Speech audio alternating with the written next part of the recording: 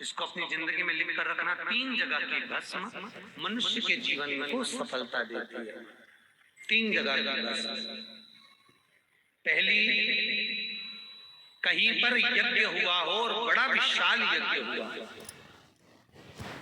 बहुत विशाल, उस यज्ञ के विराम पर जो नारियल का गोला बांध कर पूर्ण आहुति में समर्पित करा जाता है, उस गोले के जल जाने के बाद जो राख तैयार होती है, उसका कालापन जो तैयार होता है, उसको उठाकर ले आए और कपड़े में उसको छान कर राख तैयार कर 3-4 बार छानने के बाद उस भस्म को जो शिवरात्रि के दिन रात के समय 12 बजे से 1 बजे के बीच में शिव जी को समर्पित कर देता है और उस भस्म को उठाकर उसमें घी मिलाकर मस्तक पर तिलक लगाकर चले जाता है, वो जिंदगी में कभी हार नहीं सकता, विजय ही पाता, उसकी कभी हार नहीं हो सकता।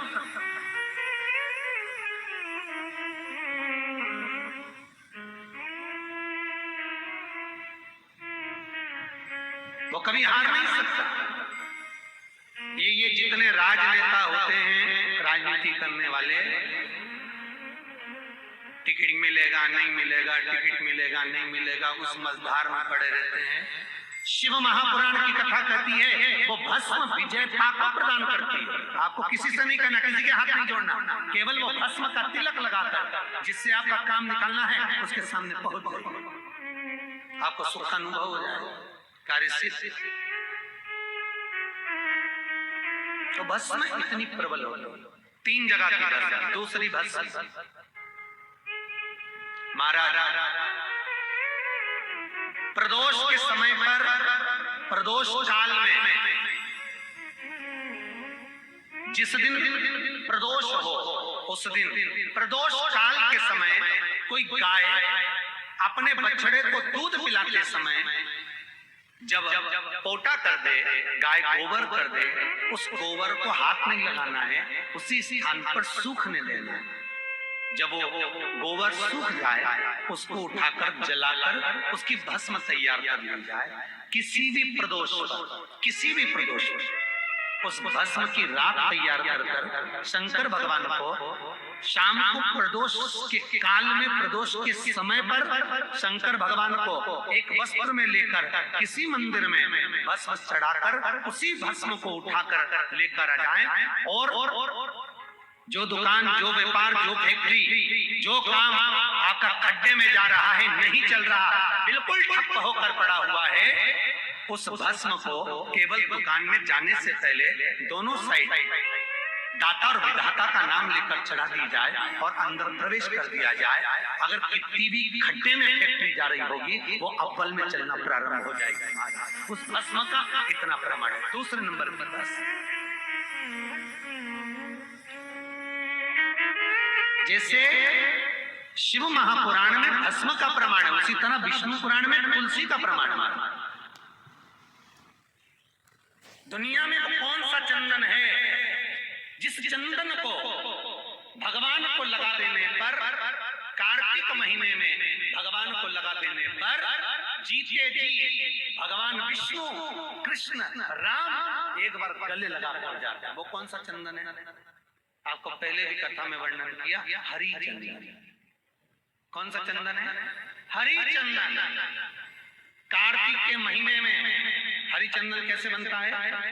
तुलसी जब सूख जाती है, सूखी हुई तुलसी की जड़ धोकर रख लीजिए, कार्तिक के महीने में उसको सिलबट्टे पर घिसकर उसका चंदन बनाइए, उसमें थोड़ा सा कुमकुम मिलाई, चंदन बनाकर कार्तिक के महीने में जो भगवान विष्णु के मस्तक पर तिलक लगाता है और अपने मस्तक पर भगवान का ही तिलक लगा लेता है, उसको जीते जी एक बार मेरा श्री हरि गले लगा लेता है, वो हरि चंदन। उसी तरह कार्तिक के महीने में सूखी हुई तुलसी की लकड़ी घी में भिगोकर, घी के दिए में घी भरकर जो भगवान के मंदिर में, भगवान श्री हरि के मंदिर में, नारायण राम कृष्ण के मंदिर में दिया जला देता है, उस लकड़ी का उसकी मनोकामना 3 महीने में पूरी हो जाती है महाराज। कार्तिक के महीने में उस तुलसी का इतना महत्व है। तो भस्म और तुलसी, एक भस्म आहुति की, दूसरी भस्म प्रदोष की, तीसरी भस्म